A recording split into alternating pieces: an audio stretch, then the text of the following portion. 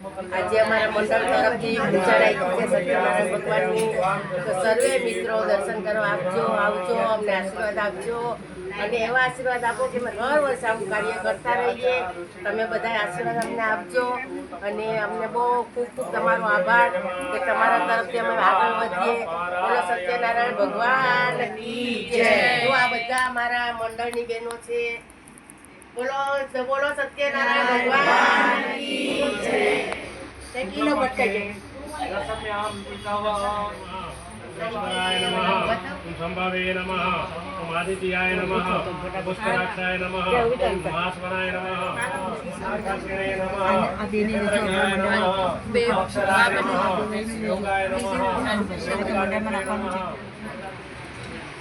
ओम त्रिपुराम्ने नमः, ओम पवित्राय नमः, ओम मंगलाय परस्मै नमः, ओम ईशानाय नमः, प्रदिष्णवे नमः, भोजनाय नमः, गोपतये नमः, शैषणवे नमः, जगदादित्याय नमः, ओम कवये नमः, ओम लोकाध्यक्षाय नमः, गुराध्यक्षाय नमः, ओम धर्माध्यक्षाय नमो नमः, वनदेशवपुषे नमः, श्रीमते नमः, ओम मे आत्मने नमः, ओम मातृगृहे नमः, ओम महेश्वराय नमः, सुपर्णाय नमः, गुरुगोतमाय नमः, मीरनाभाय नमः.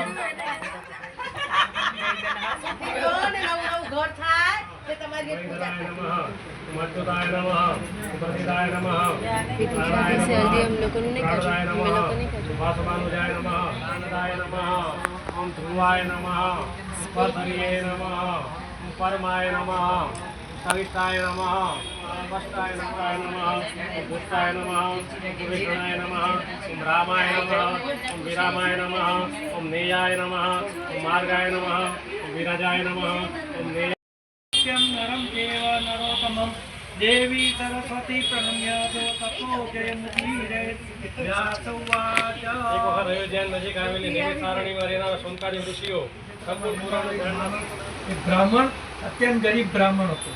નિર્ધન બ્રાહ્મણ ભૂખે સાથે જોડાયેલો તે બ્રાહ્મણ રોજ કાશી ક્ષેત્રમાં ફરતો. તે પોતાના સ્વામીની સાથે ભદ્રશિલા નામ નદીના તીરે તે સત્યદેવનું વ્રત કરતી હતી.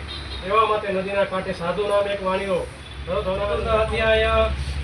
છે કે આ પ્રમાણે સાધુ વાણીએ મંગળયુક્ત યાત્રા કરવાની તૈયારી કરી રાજા પાસેથી મળેલા ધનમાંથી સત્યદેવ વિશે એવું બીજી પણ એક કથા કહું છું કે સાંભળો.